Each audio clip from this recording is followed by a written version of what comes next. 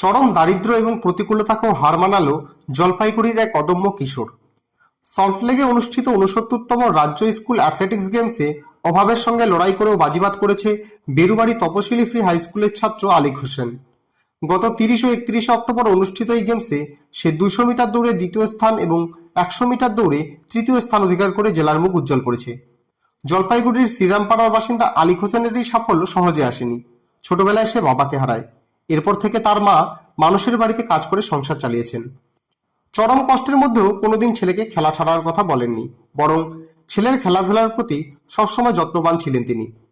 আলিক জানায়, ডায়েটের অভাবে পারফরমেন্সে কিছুটা ঘাটতি হলেও তার মায়ের কঠোর পরিশ্রম ও কোচের সমর্থন তাকে এই স্টেট লেভেল পর্যন্ত আসতে সাহায্য করেছে। আলিক হোসেনের কোচ সমীর রহমান জানান, তিনি আলিককে ইভেন্টে অংশ নেওয়ার জন্য পোশাক এবং অন্যান্য সরঞ্জাম দিয়ে সব রকম সাহায্য করেছেন।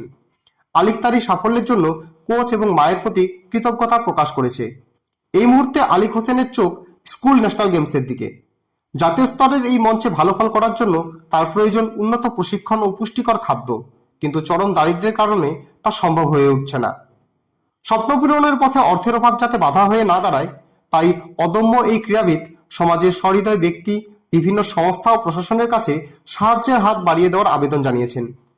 আলিক আশা রাখে, সঠিক পৃষ্ঠপোষকতা পেলে সে ন্যাশনাল গেমসে আরও ভালো পারফরমেন্স করে জলপাইগুড়ি তথা রাজ্যের জন্য গর্ব বয়ে আনতে পারবে।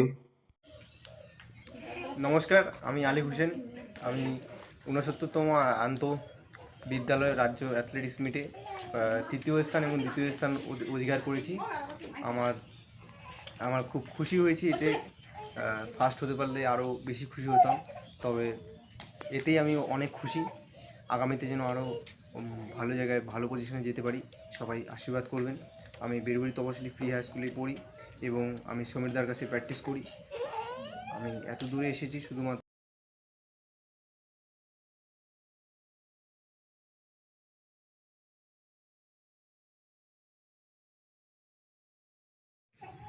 আমার ছেলের সাফল্যে আমি খুশি। এটাই আগামী দিনে যেন এইভাবে এগিয়ে যায়, এটাই আমি সবার কাছে আশীর্বাদ চাইব।